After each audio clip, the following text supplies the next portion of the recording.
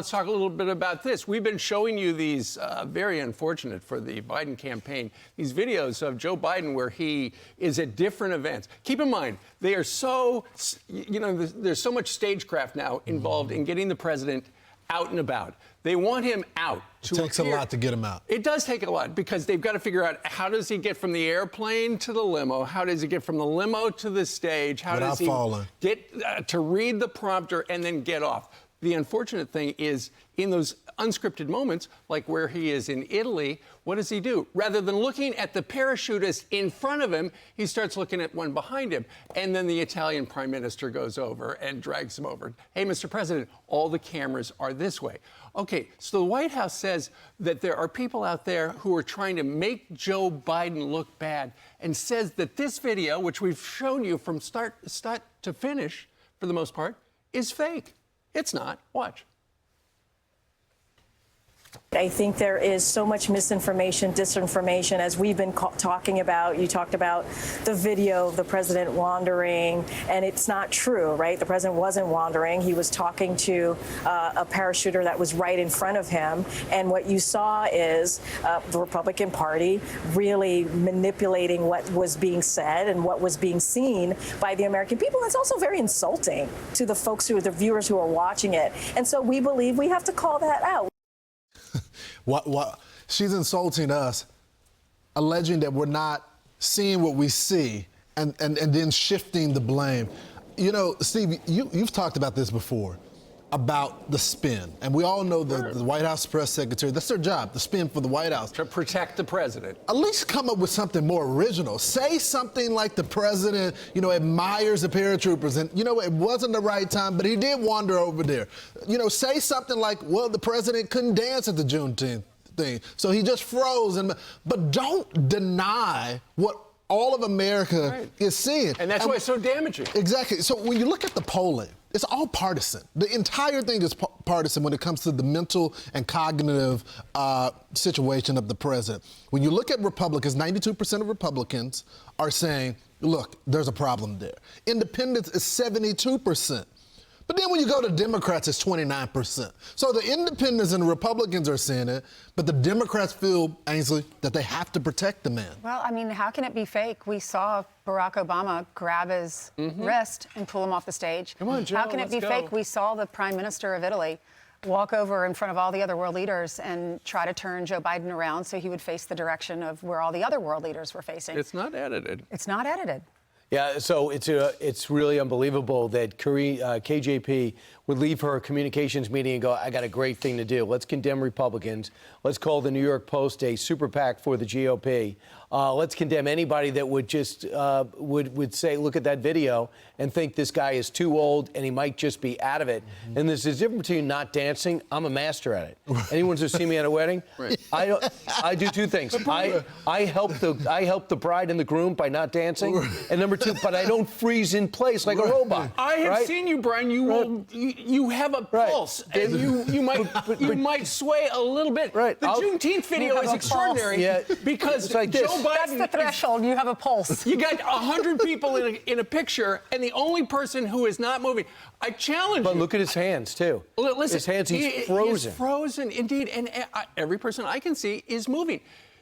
That's the problem for it. The White House says, well, he's just taking it all in. It's not even a dance. They're just swaying. I mean, just clap your hands. Everyone can do that. Right. I mean, the thing is, too, if you watch put his glasses on at the G7, you see how gingerly he's putting his glasses on? so slowly. As if someone's doing like some, you can't manipulate that video. Yeah. He looks frozen.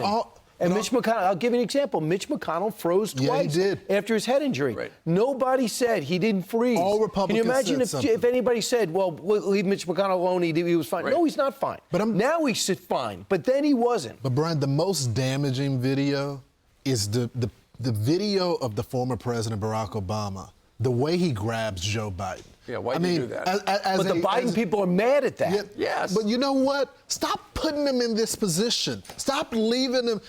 There is no other foreign leader or former. Think about even back in the days when the Carters were still out on the national stage. Hey, there was no grabbing the Carters by the wrist or former President Clinton. Like, that just does not happen. Why did Barack Obama feel like he had to do that? You know, KJP said the president was just taking it all in. Okay, then why did Obama say, okay, Joe, time to go? But you know what? Obama was standing right next to him taking it, and he's waving like most other world leaders. And the reason the White House is probably steamed is because there's this undercurrent about, okay, we got these deep fakes. We can't have bad-looking video.